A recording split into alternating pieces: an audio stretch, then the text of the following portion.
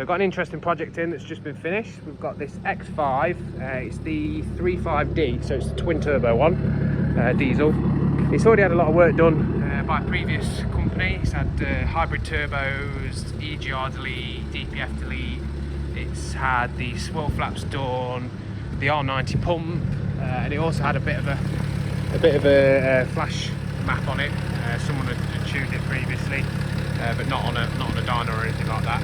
So before it came to us, the customer had a printout for, I think it was 430, but when we put it on the dyno without Meth, it was running 400 horsepower at the fly. So with the Meth kit on its own, we managed to get another 30 horsepower out of it.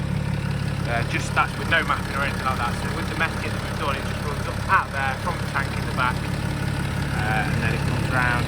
You can hardly even see where it is. Just lift that cover up, you can see the fittings there. So we've took it to the dyno. With a custom tune, we've managed to get it to 450. But at 450, we started having issues with the MAF sensor.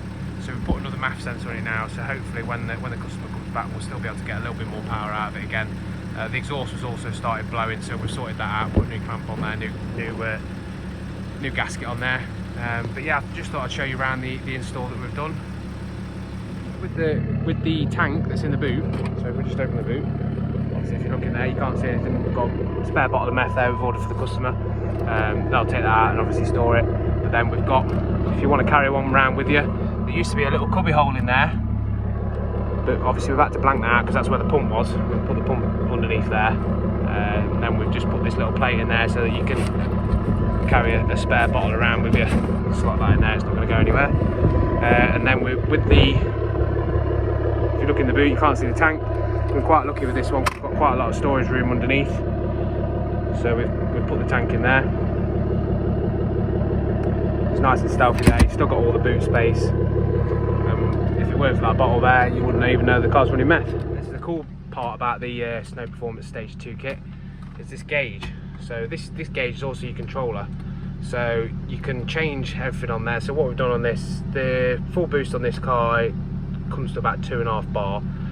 So what we've done is we've set it so that the injections start, so it starts injecting Meth at 1.5 bar, and then your injection full, so we've set it so that it's fully open at 2 bar, and then everything from 2 bar to 2.5 bar, it's full nozzle then.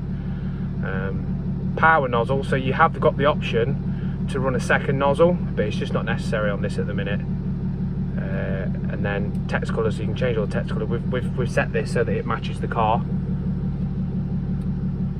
Graph colour, again matching the car, and then you can turn the injection on and off. So if you're just driving around normally, you didn't want the Meth on, you didn't want to waste it, you're going on a long journey or something like that, you're not bothered about power, you just turn it off.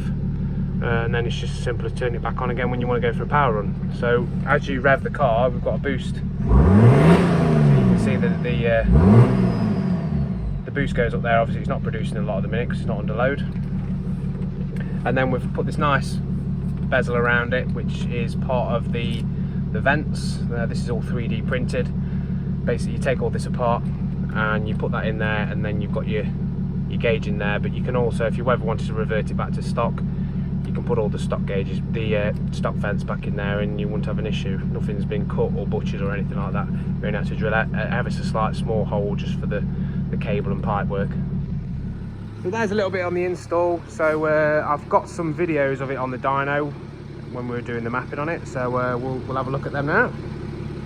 Just going to do some baseline runs on the car, start off with no Meth, see how we get on with that, do some logs, and then we're going to turn the Meth on and then see how we got on with that.